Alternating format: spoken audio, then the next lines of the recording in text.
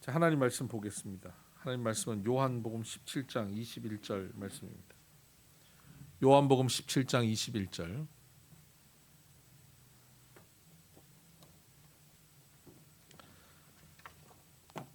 우리 같이 한번 읽어볼까요? 아버지여, 아버지께서 내 안에, 내가 아버지 안에 있는 것 같이 그들도 다 하나가 되어 우리 안에 있게 하사 세상으로 아버지께서 나를 보내신 것을 믿게 하옵소서. 아멘. 오늘 이 말씀으로 오셨던, 오실 예수님에 대해서 함께 말씀을 나누겠습니다. 오늘은 대림절 세 번째 주일입니다. 성탄을 기다리며 우리가 예수님의 탄생을 기대하는 시간들을 보내고 있습니다. 예수님께서는 2000년 전에 이 땅에 오셨습니다. 과거형입니다. 2000년 전에 이 땅에 오셨던 예수님입니다. 그 예수님의 오심에 대해서는 과거에 오셨던 사건, 그것을 초림이라고 합니다. 그리고 다시 오실 예수님, 미래에 종말의 때에 다시 오실 예수님에 대한 기대를 우리는 갖고 있습니다. 오셨던 예수님, 다시 오실 예수님, 여기에 대한 믿음이 우리에게는 확실히 있습니다. 오셨던 예수님은 오셔서 무엇을 하셨나요? 예수님께서는 이 땅에 베들레헴 마구간의 말구유에 오셨습니다. 동정녀 마리아에게 나셨습니다. 그래서 인간의 죄가 연결되지 않는 성령으로 잉태된 죄 없는 사람으로 태어나셨습니다. 완전한 사람으로 완전한 하나님이 오셨습니다. 그리고는 나사렛에서 자라셨습니다. 이스라엘 변방 나사렛에서 자라셨고 그곳에서 이제 사역을 시작하십니다. 30세에 세례 요한에게 세례 받으시고 공생애를 시작하셨습니다. 예수님은 갈릴리 중심으로 사역을 시작하셨고 그를 따르는 많은 무리들과 함께 예루살렘으로 나아가셨습니다. 예루살렘 성에 들어가셔서 예수님의 사역은 지속됩니다. 가르치셨고 고치셨고 귀신을 쫓아내셨습니다. 많은 무리가 예수님을 왕으로 옹립하려 합니다. 그러나 예수님은 그 무리들의 힘을 빌려서 왕이 되지 않으셨습니다. 오히려 예수님은 그 무리들의 요구를 외면하신 채 무기력하게 십자가에 못 박혀 죽으십니다. 예수님은 그렇게 예수님을 따르던 제자들과 무리들의 기대에 부응하지 않으시고 십자가에 죽으심으로 무리들은 예수님을 떠납니다. 제자들도 다 떠났습니다. 그렇게 떠나버리고 예수님은 주검이 되어서 돌무덤에 묻히셨습니다. 그렇게 사흘 후에 예수님이 말씀하신 대로 다시 부활하셨습니다. 부활하신 예수님은 외면하고 떠나간 제자들을 다시 찾아가십니다. 그리고 그들에게 부활의 소식을 알게 하셨습니다. 그렇게 그들과 함께 40일을 계셨던 예수님은 부활하신 지 40일 후에 감람산에서 승천하십니다. 하늘로 올라가십니다. 그렇게 처음 오셨던 예수님은 그 사역을 마무리하십니다. 그리고는 이제 우리는 다시 오실 예수님을 기다리고 있지요. 처음 오신 예수님, 그리고 다시 오실 예수님, 오셨던 예수님, 오실 예수님 사이에는 어떻게 될까요? 오신 예수님이 있습니다. 더 명확하게 문법적으로 설명하면 오시는 예수님입니다. 현재 진행형이고 현재 완료형이어야 합니다. 오고 계시는 예수님, 내 안에 지금도 오시는 예수님이 계신다는 사실을 여러분 기억하셔야 합니다. 예수님은 2000년 전 이스라엘에 오셨던 예수님, 그리고 종말의 때 오실 예수님으로 끝나는 것이 아니라 지금도 우리에게 오시고 계시는 예수님이라는 사실을 여러분 이해하셔야 합니다. 어떻게 예수님은 오시는 예수님이 될 수 있을까요? 예수님은 요한복음 14장 18절 이하에 이렇게 말씀하셨습니다. 너희를 고아처럼 버려두지 않고 내가 다시 너에게 오리라고 말씀하십니다. 14장 19절에는 조금 있으면 세상은 다시 나를 보지 못할 것이로되 너희는 나를 보리니 이는 내가 살았고 너희도 살아 있겠음이라. 이제 다시 너희가 나를 보게 된다는 겁니다. 이것은 너희가 살았다. 나도 살았고 너희도 살았다라고 말씀하시는 겁니다. 이것은 영적인 삶을 얘기합니다. 영적으로 살아났기 때문에 영적으로 예수님을 볼 수 있다는 겁니다. 예수님이 어떻게 오시기 때문에요? 육으로 오시는 것이 아니라 이제 우리에게 오시는 현재형으로 오시는 예수님은 영으로 오시는 분이기 때문입니다. 14장 16절에 보면 내가 아버지께 구하겠으니 그가 또 다른 보혜사를 너희에게 주사 영원토록 너희와 함께 있게 하리니 그는 진리의 영이라. 세상은 능히 그를 받지 못하나니 이는 그를 보지도 못하고 알지도 못함이라. 그러나 너희는 그를 아나니 그는 너희와 함께 거하시며 또 너희 속에 계시겠습니다. 진리의 영, 성령, 또 다른 보혜사를 우리에게 보내주셔서 우리는 그분과 함께 거함으로 고아처럼 버려지지 않고 영원토록 우리와 함께 하시는 예수님을 우리는 보게 되고 만나게 된다는 것입니다. 예수님은 2000년 전 이 땅에 오셨던 예수님, 그리고 재림의 때 오실 예수님, 이것으로 다가 아닙니다. 예수님은 지금도 우리에게 오시는 예수님. 어떻게 오십니까? 성령으로 오시는 예수님입니다.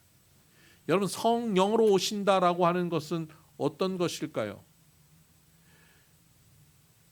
무당이 신접할 때 신이 임하는 것처럼 그렇게 오시는 걸까요? 아니에요.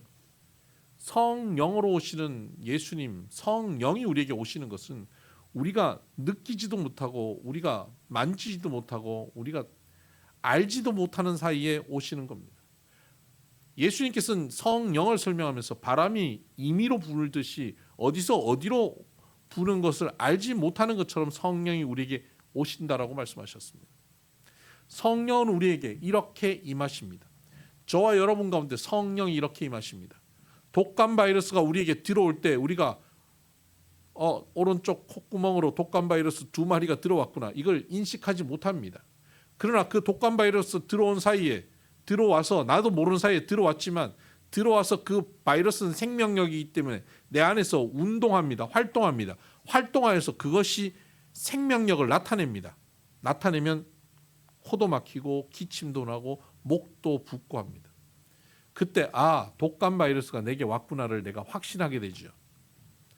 마찬가지입니다. 성령께서 내게 오시는 그 순간 우리는 못 느낍니다. 언제 오셨는지 몰라요. 오셨는데 그 성령이 내게 오시면 변화가 생깁니다. 말씀이 들려지기 시작합니다. 가장 큰 변화입니다.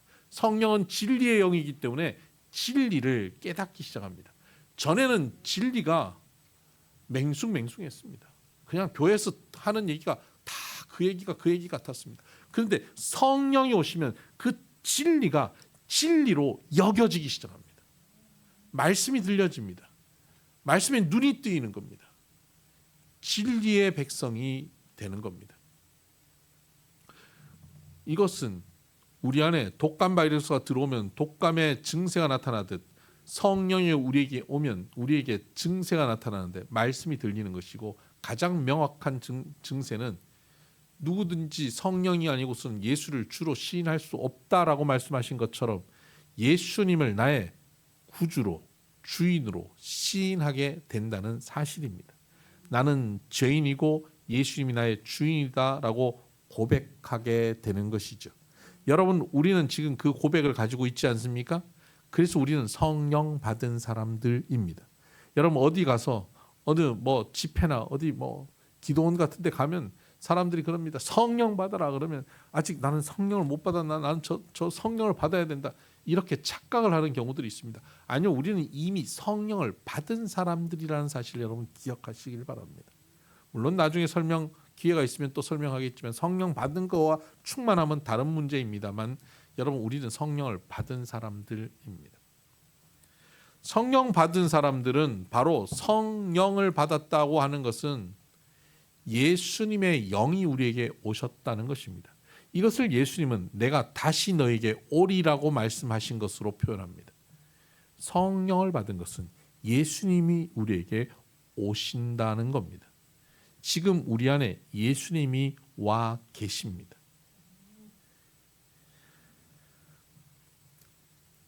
요한복음 14장 20절에 보면 그날에는 이라고 말씀하고 있습니다. 여기서 그날이 언제냐면 마지막 때, 재림의 때를 얘기하는 게 아닙니다.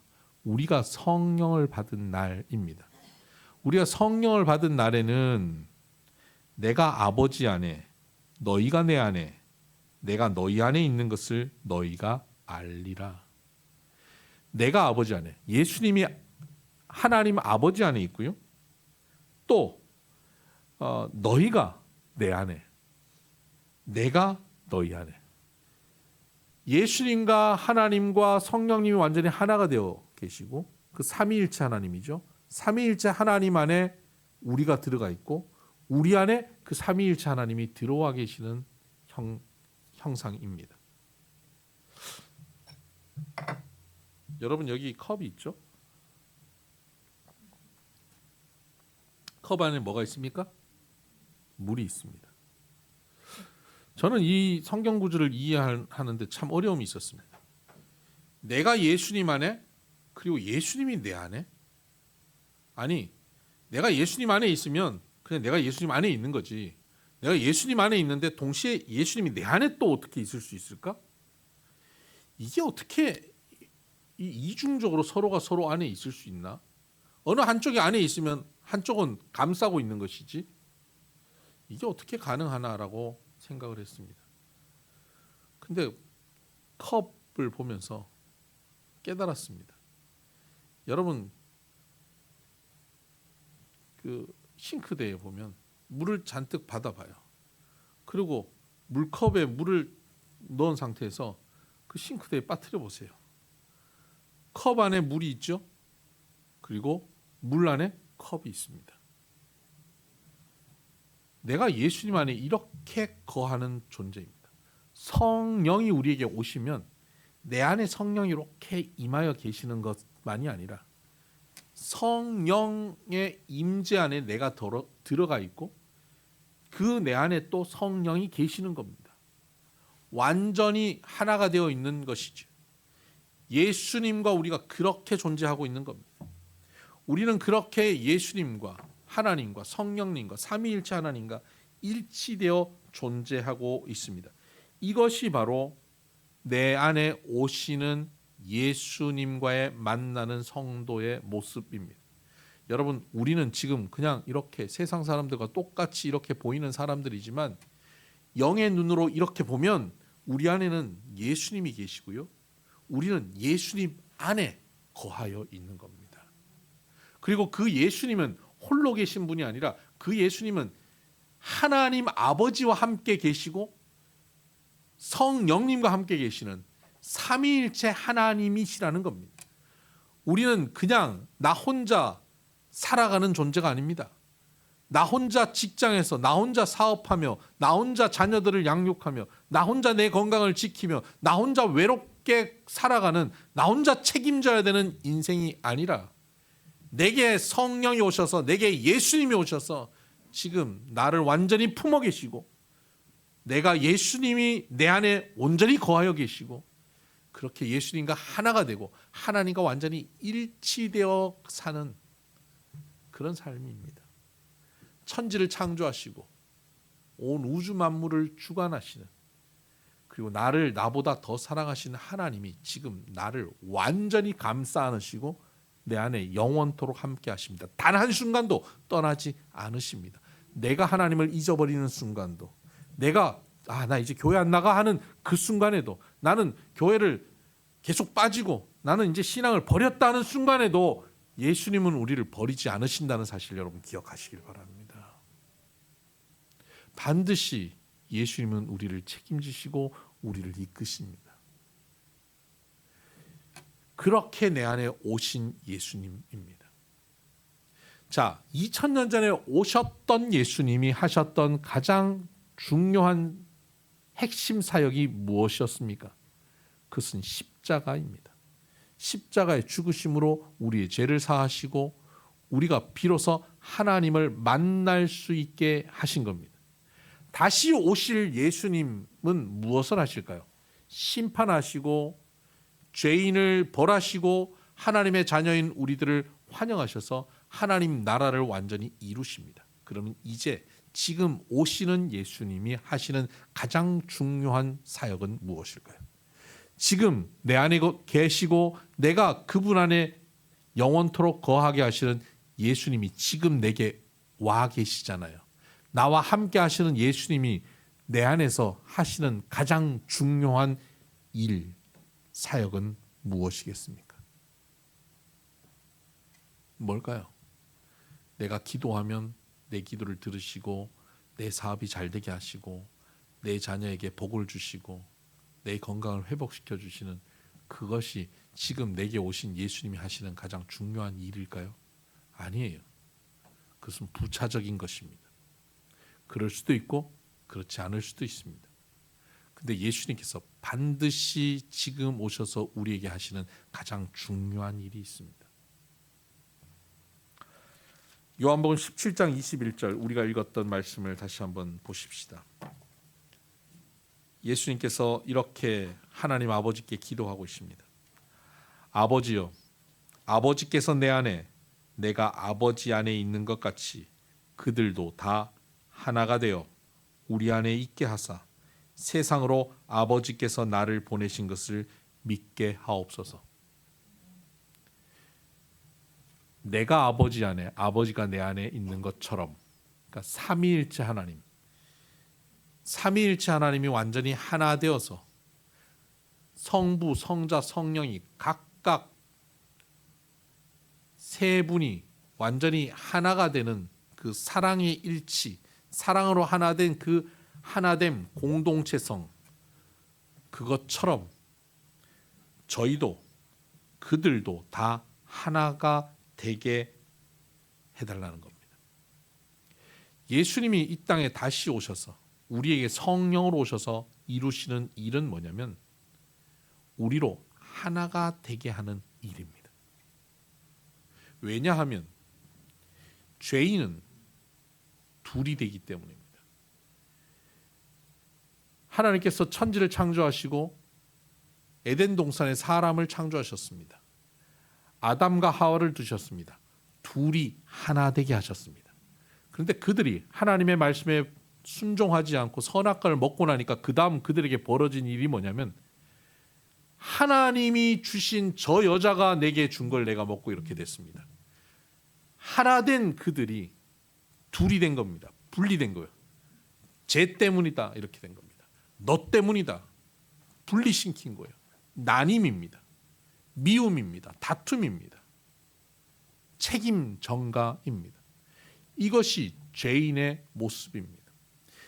하나님이 우리를 창조하시고 하나님의 모습으로 우리를 만들어 가실 때는 죄 때문이 아니라 하나됨으로 바뀌는 겁니다. 저 사람 때문이 아니라 나 때문입니다라고 내가 책임지는 모습을 가지게 되는 겁니다. 그리고 서로가 하나가 되어지는 것입니다. 그 하나됨의 모습 속에 누가 계십니까? 예수님이 계십니다. 그 예수님의 모습은 삼위일체 하나님의 모습입니다. 우리 안에 예수님이 지금 오셔서 우리를 품고 계십니다.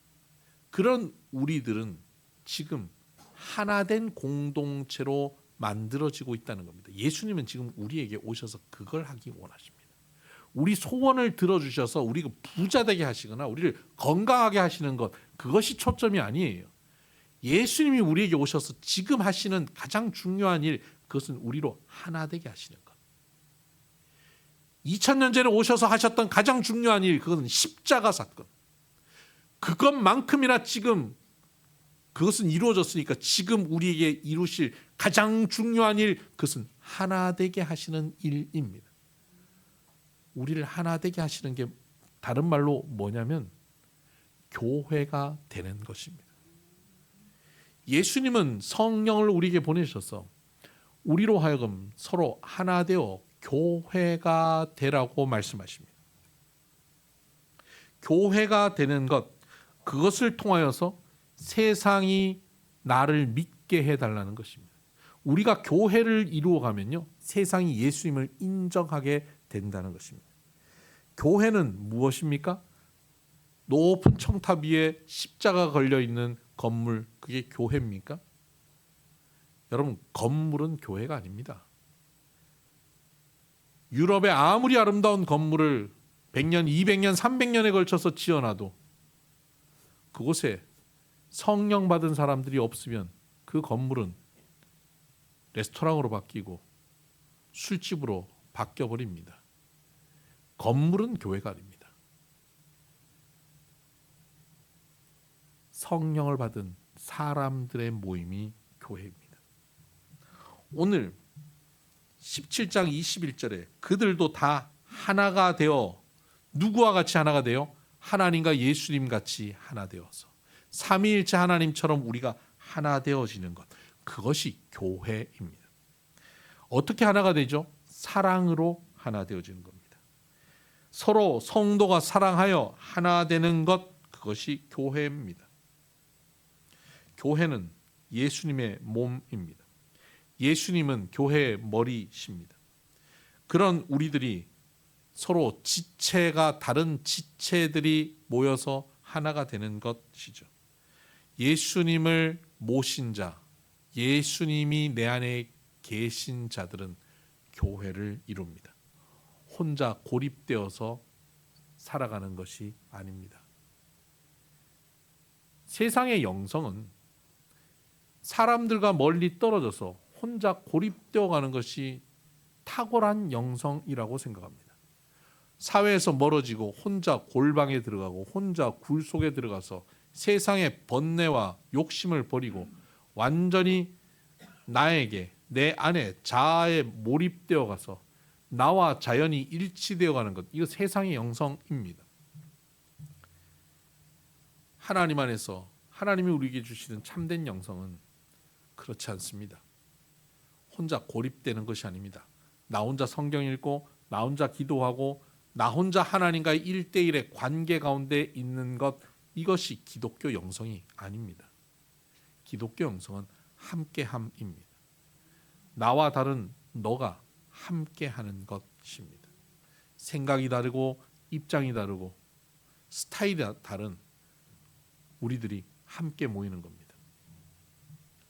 그렇게 함께하는 것이 보통 어려운 일이 아닙니다.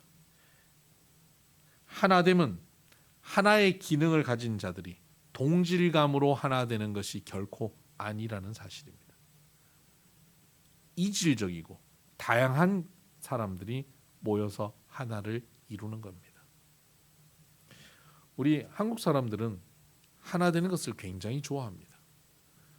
그래서 꿈에도 소원은 통일입니다. 이 통일을 우리가 어디서 주로 이루었냐면 중국집에서 이루었습니다. 짜장면으로 통일. 그런데 우리가 성숙해가면서 이제 변화됩니다. 난 짬뽕, 난 볶음밥. 밥 사는 사람이 약간 민감해집니다. 잡탕밥 시키는 사람이 생길까 봐 두렵습니다. 탕수육 시켜도 돼. 불안해지는 것이죠.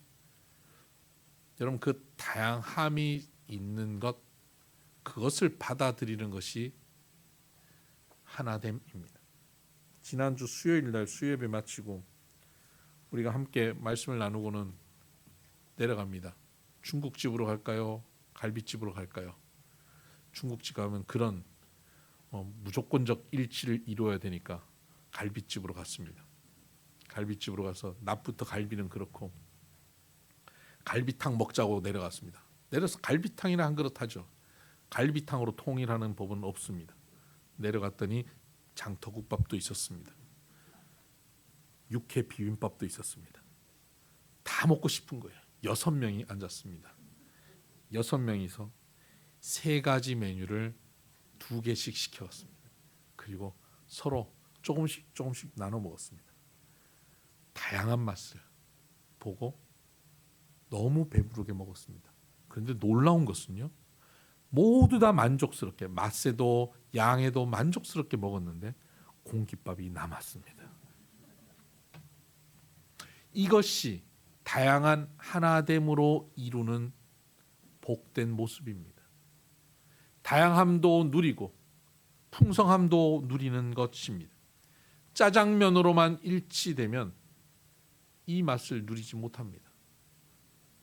제가 오늘 갈비집 사장님께 무슨 후원을 받아서 설교하는 건 아닙니다.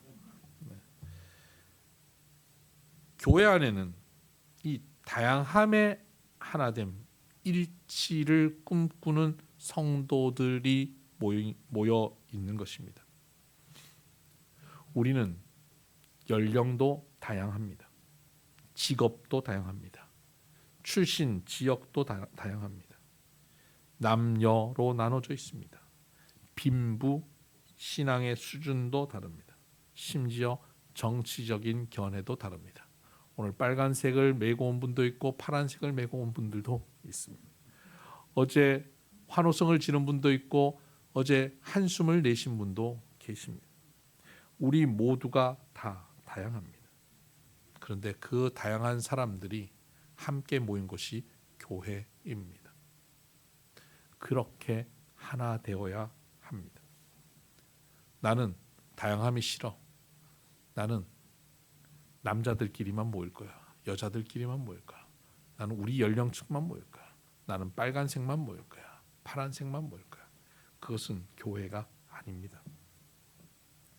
모두가 손이겠느냐, 모두가 발이겠느냐 하는 것입니다. 온몸이 눈이면 듣는 것은 어디 있느냐라고 고린도전서 12장에 말씀하고 있습니다. 온몸이 귀면 냄새는 어떻게 맡겠느냐라고 말씀하십니다. 하나님께서는 하나님이 원하시는 대로 지체를 각각 몸에 두셨으니라고 고린도전서 12장 18절에 말씀하고 있습니다. 원하시는 대로, 누가 원하는 대로? 하나님이 원하시는 대로 지체들을 각각 몸에 두셨습니다. 눈도, 코도, 손도, 발도, 손톱도 하나님이 원하셔서 각각 모양대로 두신 겁니다. 그런데 우리가 감히 하나님이 각각 지체들을 두셨는데 나는 발은 필요 없어, 발은 다 잘라내고 손만 가득하면 좋겠어 라고 우리가 만든다면 그것은 하나님의 하나되게 하심, 하나님의 만드시는 몸을 우리가 훼손하는 것이 되는 겁니다. 누구든지 성전을 더럽히면 반드시 멸하시리라고 말씀하고 있습니다. 너희가 성전이다, 너희가 그리스도의 몸이다 라고 말씀하시면서 그것을 더럽히면 멸하신다고 말씀하셨습니다. 더럽힌다는 게 뭘까요? 휴지를 떨어뜨리는 게 아닙니다. 다양함을 인정하지 않는 것입니다. 다양함을 강압으로 일치시키려고 하는 것, 그것이 더럽히는 것입니다. 다양함을 강압으로 일치시키는 게 아닙니다. 다양함을 사랑으로, 용납함으로 하나 되게 하시는 겁니다. 누가요? 나의 훌륭한 인격이, 나의 참을성 있는 그 인내심이, 나의 풍성한 사랑이 아니에요. 내 안에 계신 예수님이, 나를 품고 계시는 예수님이 나를 통해서 그 일을 이루십니다. 우리 수준에서는 참아줄 수 있는 사람도 있는가 하면 도저히 참을 수 없는 인간도 존재합니다. 우리 스타일로는 이것은 참지만 내가 이것만은 못 참아 하는 것도 있습니다. 그래서 우리는 문제를 일으킵니다. 갈등을 일으킵니다.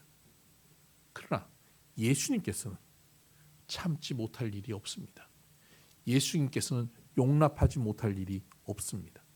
우리 안에 예수님이 오셔서 우리 안에서 지금 행하시는 가장 중요하고, 아니 반드시 우리 안에서 이루시는 예수님의 일이 있습니다.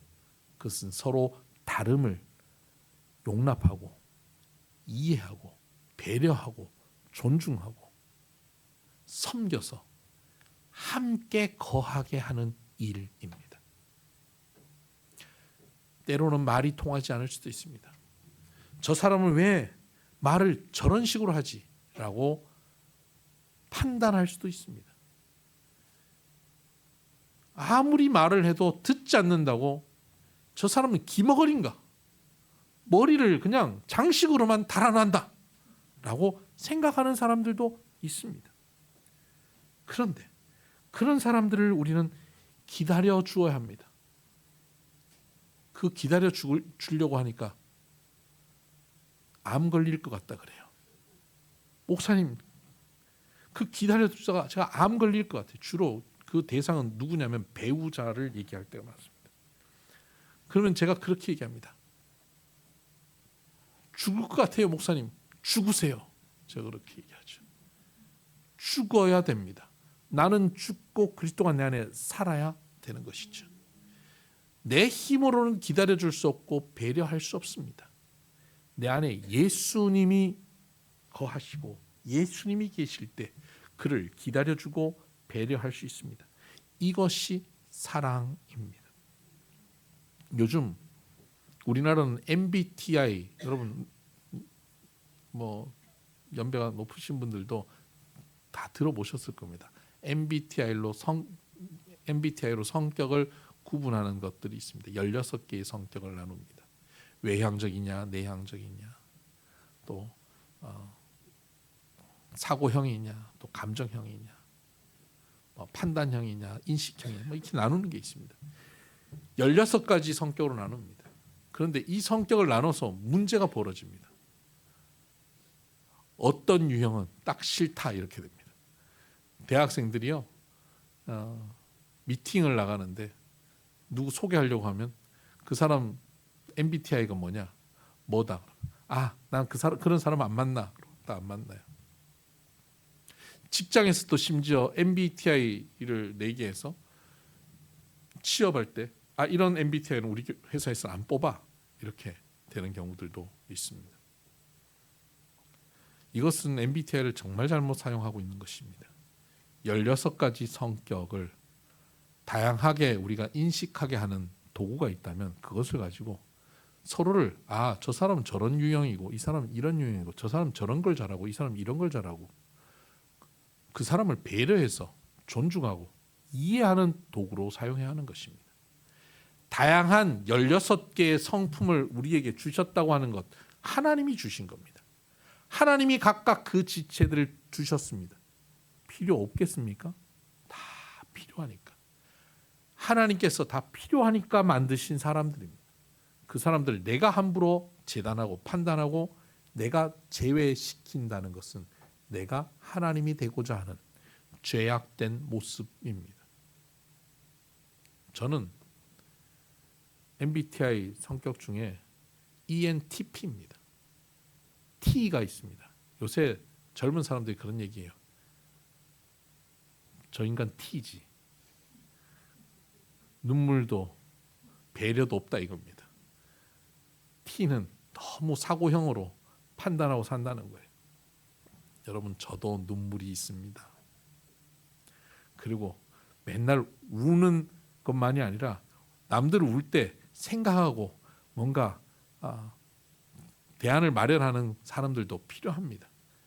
울고 공감하는 사람들이 있는가 하면 그 가운데서 이성적으로 냉철하게 생각하는 사람도 필요한 겁니다. 그렇게 함께 어우러져 가는 것입니다. 서로의 다름을 인정하는 것입니다. 목사는 이래야지, 장로는 이래야지, 권사가 왜 저래? 라고 판단하는 것은 우리가 갖고 있는 권사상, 목사상이 있기 때문입니다. 거기에 벗어나는 사람을 내가 용납하지 못하기 때문이죠. 우리는 각각 다 달라요. 여러분 어디 가서 저 같은 목사 보셨어요? 여러분이 갖고 있는 목사상에서 벗어나지 않습니까? 근데 여러분이 용납해 주니까 제가 이렇게 설교도 할 수 있고 목회도 할 수 있는 겁니다. 그렇다고 여러분은 뭐 흔한 사람들인지 압니까? 여러분들도 흔하지 않습니다. 굉장히 특이한 사람들입니다. 그런 특이한 우리들이 서로 만난 겁니다. 우리가 선 보고 만났습니까? 우리가 무슨 데이트를 하고 우리 함께 이제 신앙생활 합시다 했나요? 와 보니까 저 인간이 있는 겁니다. 그냥 내가 이 교회를 다닌다고 하는데 우리 줄기에 저 인간이 있는 겁니다. 말하는 거 보니까 내가 평생 대화하던 나 친한 사람들과는 너무 성격이 다른 사람이 저기 있는 겁니다. 딱 보기 싫어요. 왜 허구 많은 교회 중에 우리 교회를 다녀가지고 내 속을 긁어 하는 사람이 있을 수 있습니다. 내 안에 계신 예수님께서는 그런 사람을 구분하여서 나하고 말통하고 내 스타일인 사람들끼리만 모이게 만드시는 예수님이 아니라 그런 다양한 사람들이 함께 배려하고 섬기고 존중하며 하나 되는 공동체가 되게 하는 것, 이것이 지금 오신 예수님이 내 안에 행하시는 일이다 하는 겁니다. 이 일을 위해서 예수님은 모든 것을 쏟아서 하시고 계십니다.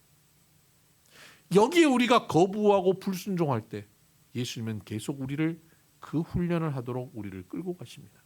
저 인간 싫어, 이 인간 싫어, 나는 이런 스타일만 좋아하고 가면 그 스타일 속에서 딱 싫은 사람 또 생깁니다. 그럼 또 거기서 또 분리되어서 나오면 결국 궁극적으로는 고립되게 되어 있습니다. 그런데 우리를 사랑하시는 예수님께서는 우리를 결코 거기에 고립시키지 않습니다. 내가 싫어하는 그런 스타일들만 다 모아서 나를 완전히 에워싸 놓습니다. 그들과 함께하지 않으면 이제는 살 수 없을 만큼 완전히 에워싸 놓습니다. 이제는 불순종할 수 없게 그들을 받아들일 수밖에 없을 만큼 우리를 에워쌉니다. 이건 저주가 아닙니다. 그것을 받아들이고 순종하기 시작할 때 그들이 사랑스러워집니다. 그들을 통하여서 하나님 나라를 누리게 됩니다. 그들과 함께 천국을 맛보게 됩니다. 저 사람을 내가 바꿔놓거나 저 사람을 변화시켜서 천국이 되는 게 아닙니다. 내가 십자가의 정신으로 그를 용납하기 시작할 때 천국이 시작되는 겁니다. 우리에게는 예수님이 지금 오셔서 이 공동체를 이루어가라고 말씀하십니다. 우리의 가정과 우리 비손교회가 이런 공동체가 되어가는 것, 이것이 성탄을 기다리는 우리의 모습입니다. 이런 우리들에게 예수님께서 기대하시는 것이 있습니다. 우리가 하나가 되어 다 하나가 되어 우리 안에 있게 하사 세상으로 아버지께서 나를 보내신 것을 믿게 하옵소서. 우리가 그렇게 하나된 공동체가 되어지면 세상이 그런 우리들을 보고 예수님을 믿게 된다는 겁니다. 우리는 맨날 교회에서 싸우고 서로 험담하고 저 집사가 어떻고 이 권사가 어떻고 욕하는 사람들이 나가서 전도지 나눈다고 그들이 예수님을 믿는 게 아니라는 겁니다. 우리가 서로 다른 우리들이 서로 용납하고 사랑하고 서로 다른 배우자가 이해 안 되는 배우자를 사랑하고 배려하고 높여주고 그런 가정과 교회를 이루어 우리가 천국을 누리고 살아가면 그런 우리들을 보면 세상에서 많은 사람들이 세상이 볼 수 없고 세상이 누리지 못한 공동체가 여기 있네. 저들에게 무슨 놀라운 것이 있기에 저런 일이 벌어질까? 그러면서 예수님을 인정하게 되는 것입니다. 오늘 한국 교회는 많은 분열이 있습니다.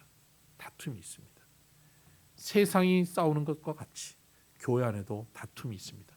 나하고 다름을 견뎌내지 못합니다. 그래서 전도가 안 됩니다. 우리는 예수님을 전하고 예수님의 믿음으로 가득한 세상으로 바꿔놓을 수 있는 그런 교회가 되기를 바랍니다. 그런 가정이 되기를 바랍니다. 어떻게 합니까? 먼저 친절하게 상대를 배려하십시다. 얼만큼 친절해야 됩니까? 십자가에 죽을 만큼 친절해야 합니다. 그렇게 친절할 때 주님의 역사가 일어납니다. 내 힘으로 안 됩니다. 주님 친절하게 나를 이끌어 주시옵소서. 내 입술에서 친절한 말이 나가게 하여 주옵소서. 내 표정이 미소 짓게 하옵소서라고 주님 앞에 기도하고 이 일을 위하여 전심을 다하여 하나님 앞에 엎드릴 때 내 안에 하나 되게 하시는 하나님의 역사가 성취되는 줄 믿습니다. 기도하십시다.